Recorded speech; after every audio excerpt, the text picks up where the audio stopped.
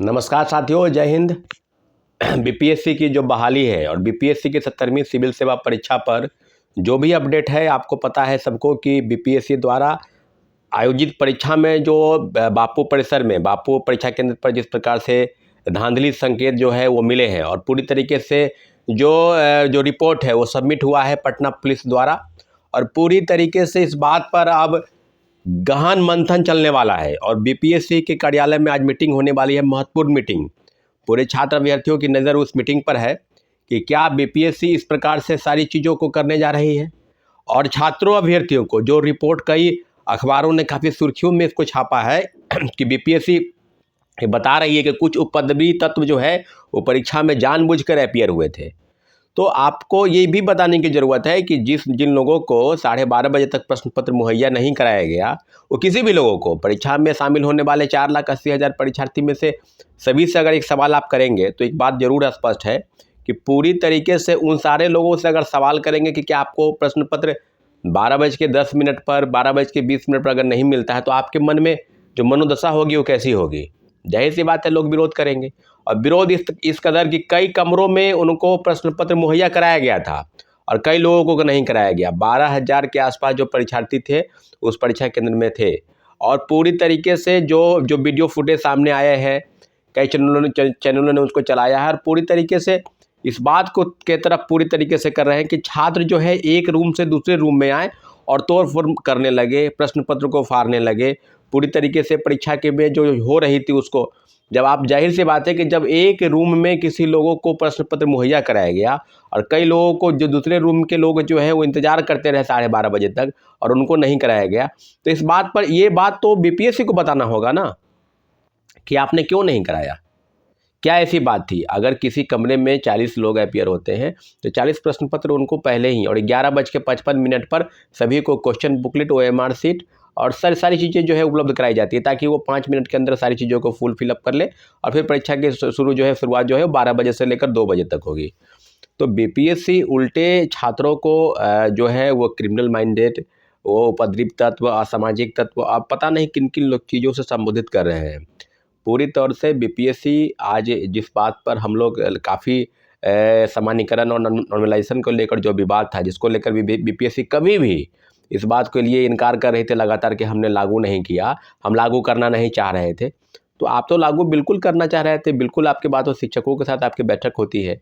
आपने उस बैठक में भी कहा कि बैठक के बाद हम 15 नवंबर 2024 को फिर एक छात्रों के साथ और शिक्षकों के साथ दोबारा एक मीटिंग बुलाएंगे और फिर हम निर्णय लेंगे कि आखिर क्या करना है। मल्टीपल सेट क्वेश्चन, मल्टीपल, आप जो है इस चीज़ को बता रहे हैं कि जो है नंबर ऑफ सेट जो है वो ज़्यादा मात्रा में गए हैं, जिलों में भेजे गए हैं, अलग अलग सेट के कलर 3-4 कलर के रंग जो है आप खुद बता रहे हैं। तो बात जो है कुल मिलाकर ये है। और आज जिस प्रकार से मीटिंग के दौरान ये होगा कि 50-60 लोगों पर एफआईआर हो रही है, जो मीडिया में बोल रहे हैं, किसी चैनलों को बाइट दे रहे हैं, उन पर भी कवरेज करके उनको बाहर निकाला जा रहा है। कई तरह के प्रोविजंस जो हैं वो सामने आएंगे। लेकिन कुल मिलाकर अगर बीपीएससी उस 12,000 छात्रों की परीक्षा ही सिर्फ कैंसिल करती है तो कहीं ना कहीं इस बात को भी हम लोग को ध्यान में रखना होगा कि जो बातें, जो सेकेंड जो परीक्षा कैंसिल होने के बाद दोबारा परीक्षा होगी तो उस परीक्षा में भी उन लोगों की संख्या ज़्यादा रहेगी। क्या वो लोग पास कर जाएंगे? क्या क्योंकि किस प्रकार से माहौल को क्रिएट किया गया और कई चीज़ें, अब तो कह रहे हैं कि कोचिंग इंस्टीट्यूट का जो है वो भूमिका पर भी जांच चल रही है। तो इसके पहले भी तो कह के सौलभड़ गैंग की बात हुई थी कि पटना के 3 कोचिंग इंस्टीट्यूट है जो इस मामले में संलिप्त है, तो उनकी भूमिका पर तो अभी तक कोई सवाल नहीं, उनका नाम तक आप लोग नहीं बता पा रहे हैं कि कौन लोग हैं। 3 पटना का कोचिंग कौन है, अब आप बता दीजिए। जांच में तो कई चीज़ों पर खुलासा होता है। बीपीएससी उल्टे छात्रों को दोषी ठहरा रही है। जब 12:30 बजे तक प्रश्न पत्र मुहैया नहीं कराया गया और उल्टे जिस प्रकार से जिलाधिकारी द्वारा छात्रों को थप्पड़ चलाई गई, ये सारी चीज़ें बिल्कुल अब सामने है। और यहाँ तक कि 2 टीमों का गठन भी हुआ है। एक टीम छात्रों को चिन्हित करेगी, दूसरी गिरफ्तार करेगी। तो आप समझ लीजिए कि बीपीएससी जो खुद किन किन बावंडर में फंसी है और चेयरमैन जिस प्रकार से जिस भाषा का इस्तेमाल कर रहे हैं, आप बखूबी समझ सकते हैं कि क्या हो रहा है। लेकिन इतना ज़रूर है कि बीपीएससी अगर पूरे परीक्षा प्रणाली पर अगर जांच के दौरान अगर गलती बीपीएससी की तरफ से हुई है, गलती वहाँ के सेंटर मजिस्ट्रेट या जो परीक्षा वीक्षक जो हैं परीक्षा लेने वाले उनके तरफ से हुई है, या जानबूझकर इस तरह का षड्यंत्र रचा गया है, इसकी पूरी जांच आर्थिक अपराध इकाई करेगी। तभी यह जांच जो है बिल्कुल परत दर परत खुलेगा कि आखिर हुआ क्या था जो इस तरह के माहौल में, क्योंकि परीक्षार्थी परीक्षा देने अपीयर हुए हैं, परीक्षा में वो शामिल होने आए हैं, न कि वो चाहते हैं कि उनका परीक्षा। आप एक रूम में लोगों को गेट बंद करके प्रश्न पत्र मुहैया करा रहे हैं, दूसरी जगह से 12:30 बजे कोई 12:15 बोल रहा है, कोई 12:30 बजे तक बोल रहा है कि हम लोगों को मिला नहीं है।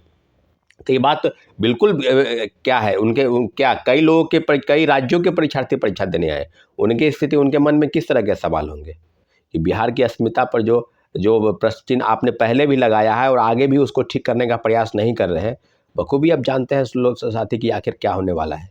और पूरी तरीके से गोल मटोल रिपोर्ट सौंपकर और छात्रों अभ्यर्थियों को गुमराह करके उन्हीं को दोषी ठहराने का प्रयास जो है रिपोर्ट में किया जाएगा, और बीपीएससी वही करने जा रही है।